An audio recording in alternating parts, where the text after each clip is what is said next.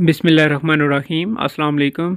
Dear students, सबसे पहले तो मैं आपसे माज़रत चाहता हूँ कि पिछले 3-4 दिन से मेरी तबीयत ख़राब थी, जिस वजह से मैं कोई लेक्चर रिकॉर्ड नहीं कर पाया। तो इंशाल्लाह आज से मैं एक प्रॉपर लेक्चर सीरीज़ स्टार्ट करूँगा। मैं आपको बता देता हूँ कि हमने आगे किस तरीके से जो है वो स्टडी करनी है। तो लेक्चर जो है ये टॉपिक वाइज अभी मैं स्टार्ट कर रहा हूँ, लेकिन कुछ इस तरह से होंगे कि हर टॉपिक में से जो क्वेश्चन बन रहा होगा वो क्वेश्चन बना के मैं आपको जो है ना वो बताऊँगा, इस तरीके से पढ़ाऊँगा। इससे आपको ये फ़ायदा हो जाएगा कि आपको ये पता चल जाएगा कि इस टॉपिक में से ये क्वेश्चन आएगा और इसका इस तरीके से हमने आंसर जो है वो राइट करना है। तो ये आप लोगों के लिए भी आसान होगा।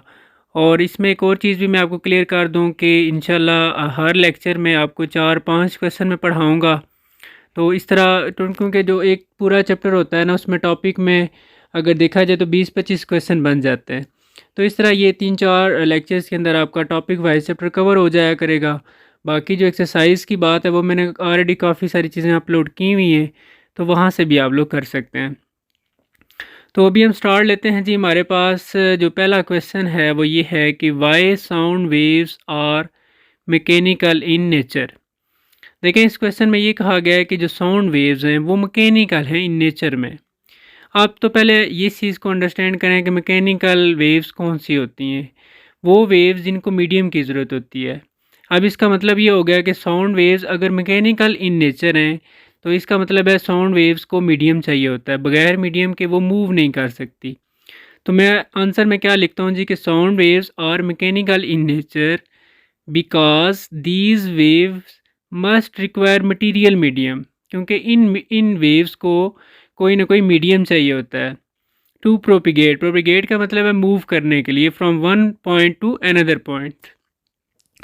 अच्छा, उसके बाद विदाउट मीडियम, बगैर मीडियम के दीज वेव्स में बी प्रोड्यूस, ये वेव प्रोड्यूस तो हो सकती हैं but can not travel from one place to another, लेकिन एक जगह से दूसरी जगह तक ये ट्रैवल नहीं कर सकती।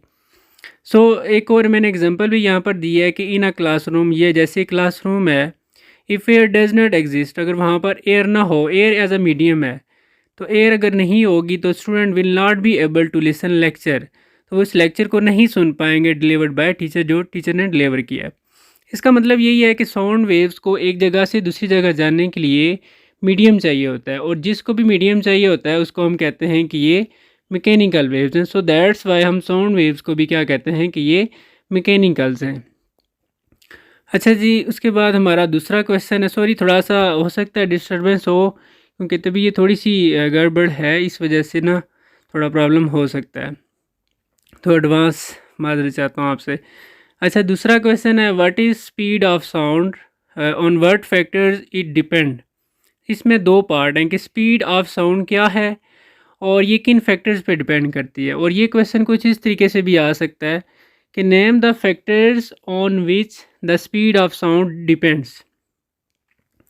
देखें जी, सबसे पहले मैंने इसके फर्स्ट पार्ट को क्लियर किया है कि स्पीड ऑफ साउंड, तो the distance covered by sound wave per unit time is called speed of sound. मैंने 3 पॉइंट बनाए हैं इसके। एक तो ये डेफिनेशन है, दूसरा इसका फार्मूला देखें, v is equal to D over T, और साथ इसका यूनिट भी लिखा हुआ है मीटर पर सेकेंड। देखें, जो साउंड वेव है ना वो कितने टाइम में कितना कितना डिस्टेंस कवर कर रही है, कितने टाइम में, इसी को भी एक्चुअली हम कहते हैं स्पीड। जैसे एक बाइक है, हम कहते हैं कि वो 60 किलोमीटर पर हावर की स्पीड से जा रहा है, यानी कि मतलब ये हो गया कि वो 1 घंटे में 60 किलोमीटर डिस्टेंस कवर कर रहा है, तो वो उसकी स्पीड होती है एक्चुअली।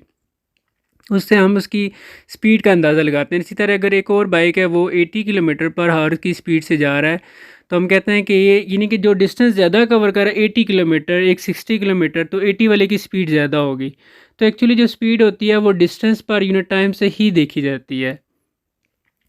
अब कौन कौन से फैक्टर्स हैं जो इसकी स्पीड को चेंज कर सकते हैं, कम कर सकते हैं या ज़्यादा कर सकते हैं, उनको हम बोलते हैं factors.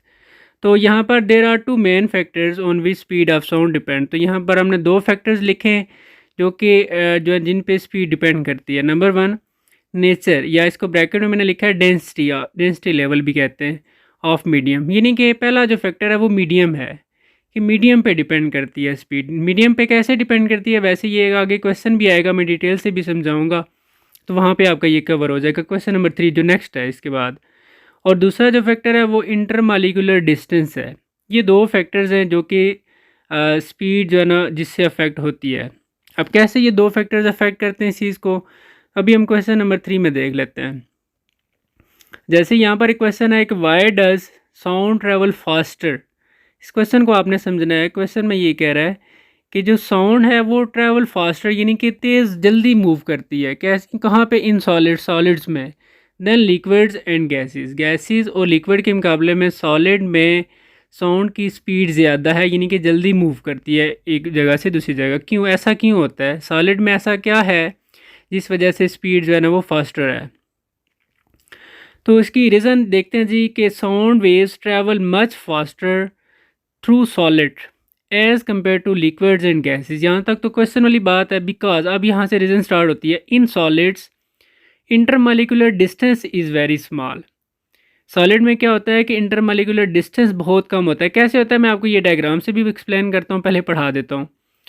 And density of solid is greater, और सॉलिड की जो डेंसिटी है वो भी ग्रेटर होती है देन लिक्विड्स एंड गैसेज। यही दो पॉइंट अगर आप ऊपर देखें फैक्टर्स में भी यही लिखे हुए थे। अब हम इसको ना डायग्राम की मदद से समझते हैं। ये आपको एक डायग्राम नज़र आ रही है, इसमें आप अगर देखें तो आपको गैस, लिक्विड और सॉलिड नज़र आ रहे होंगे। इनके अंदर ये देखें, इनका जो बॉक्सेस बने हुए तीनों का साइज़ बिल्कुल सेम है, लेकिन इनके अंदर जो आपको छोटे छोटे पार्टिकल्स नज़र आ रहे हैं वो अगर आप सॉलिड में देखें तो एक तो उन पार्टिकल्स के दरमियान डिस्टेंस कम है। Intermolecular distance is very small, distance बहुत कम है उनका। मतलब ये हुआ कि वो एक पार्टिकल दूसरे पार्टिकल तक जो साउंड पहुंचाएगा वो जल्दी फ़ौरन जो है ना वो पहुंचा देगा, क्योंकि वो करीब करीब है। ठीक है। और दूसरा, density of solid is greater. Density का मतलब ये होता है, देखें डेंसिटी एक्चुअली फार्मूला होता है मास पर यूनिट वॉल्यूम। अगर आप तीनों बॉक्सेस को देखें तो इन बॉक्सेस बिल्कुल सेम है, तो इसका मतलब है इनका वॉल्यूम सेम है। अब मैस किस में ज़्यादा है? आपको नज़र आ रहा होगा कि सॉलिड में मैस ज़्यादा है, इसका मतलब है उसकी डेंसिटी भी ज़्यादा है। यानी कि आप यूँ समझें कि ये 3 रूम हैं और एक जैसे साइज़ के हैं, लेकिन मुझे बताएं कि इस रूम में बंदे ज़्यादा हैं, तो आप कहेंगे जी सॉलिड वाले रूम में। इसका मतलब है कि उसकी डेंसिटी ज़्यादा है। ये एक्चुअली इसको बोलते हैं डेंसिटी, जहाँ पे ज़्यादा यानी कि मैस है। तो अगर आप ये देखें सॉलिड्स का जो है ना दो बातें हैं कि एक तो उसके अंदर पार्टिकल्स के अंदर देखें उनके डिस्टेंस बहुत कम है, और दूसरा जो है उसकी डेंसिटी ज़्यादा है, जिस वजह से आवाज़ का फ़ौरन यानी कि वो एक पार्टिकल से दूसरे पार्टिकल तक, फिर आगे तीसरे तक, फिर चौथे तक फ़ौरन यानी कि ट्रांसफ़र हो जाती है। जबकि गैसेस में अगर आप देखें तो पार्टिकल्स दूर दूर होते हैं, वो आवाज़ को इतना जल्दी यानी कि वो दूसरे तक नहीं पहुंचा सकते, और ये इसकी मेन जो है ना वो रीज़न है। तो ये आपके 3 क्वेश्चन हैं जी आज के लेक्चर में। उम्मीद है समझ आ गई होगी, और इंशाल्लाह इसी तरह नेक्स्ट आगे लेक्चर्स आपको मिलते जाएंगे। और मेरे लिए भी दुआ किया करें जी, और अपना भी बहुत सारा ख्याल रखें। अल्लाह हाफ़िज़।